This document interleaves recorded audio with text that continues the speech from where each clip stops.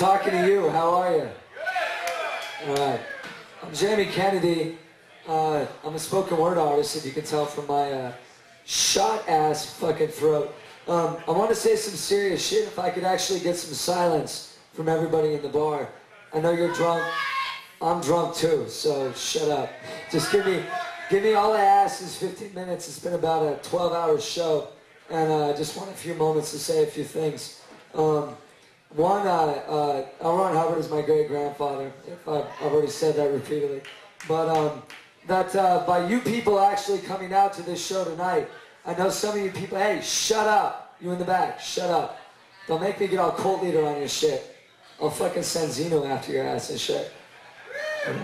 By you guys even being here, Scientologists about 2 blocks away are scared shitless. You got people working overtime because of you people for coming to this show. So I'd like all of you to give yourselves a round of applause for supporting this.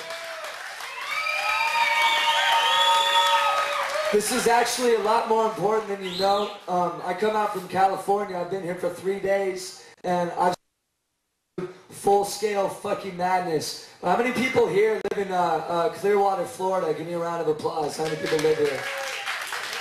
If you didn't know already and it wasn't obvious, you're living in a war zone. This is the only city in America that Scientology has designated that they can take over.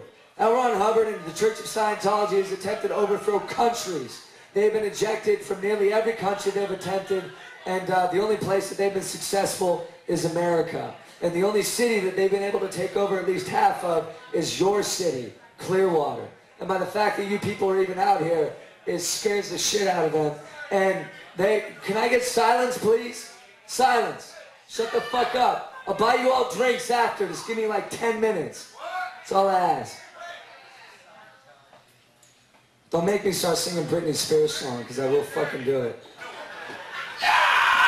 Hit me, baby, one. I'll fucking cover. I can't get no satisfaction if you don't shut up.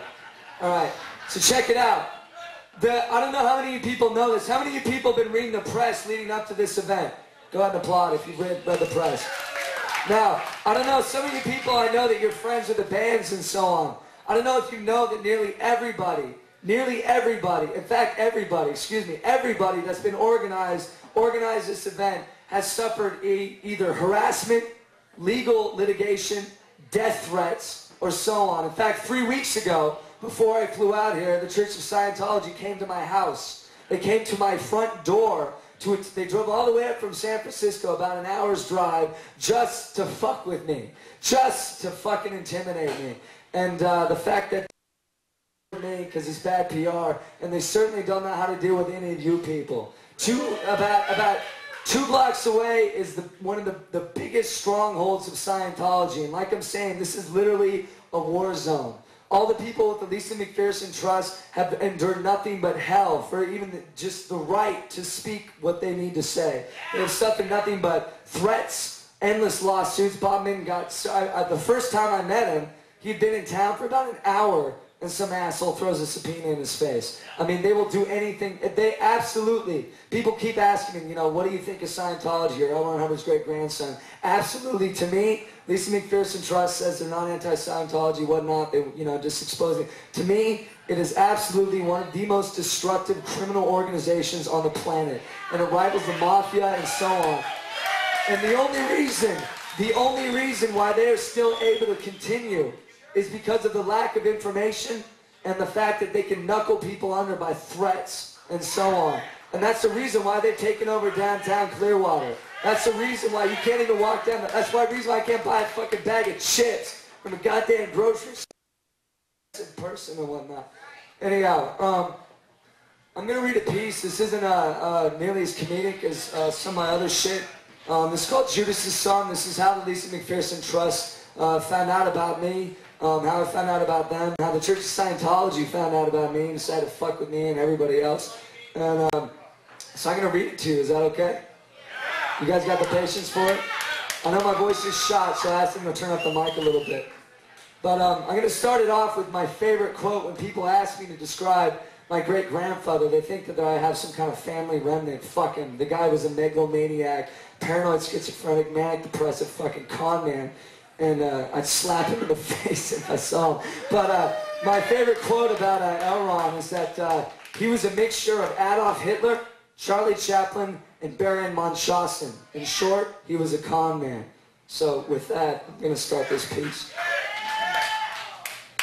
I have the blood of a cult leader coursing through my veins, pumping the blood to my brain, the DNA of a visionary madman. It's why I'm up on here on this stage now, why I'm in Florida tonight, why I have this unholy compulsion to play you like a preacher's puppet.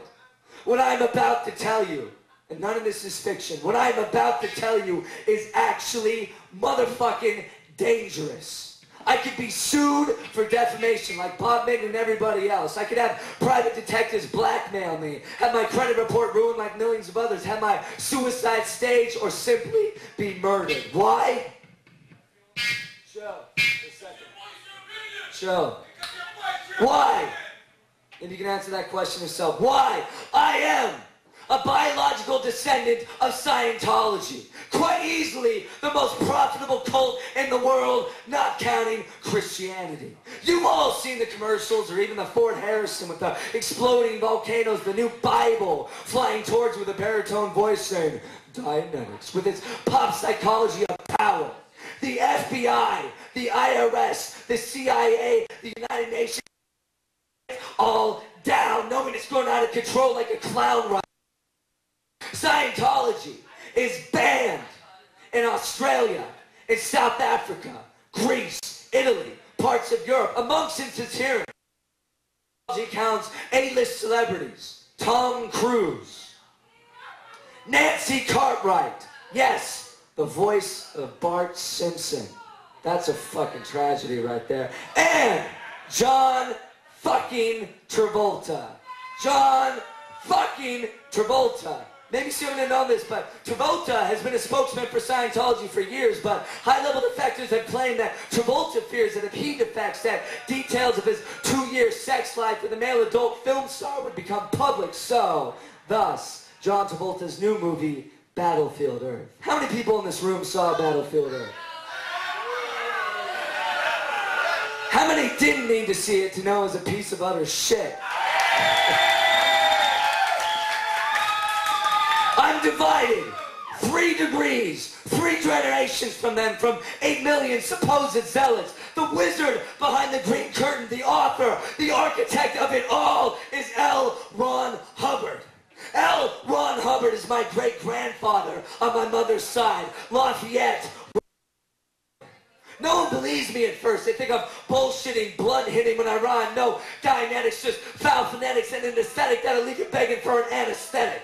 I have his red hair, his fire crotch. And when the psychiatrist tracked my twisted branches of my family tree to track my genetic madness, my manic depression had to have come from him.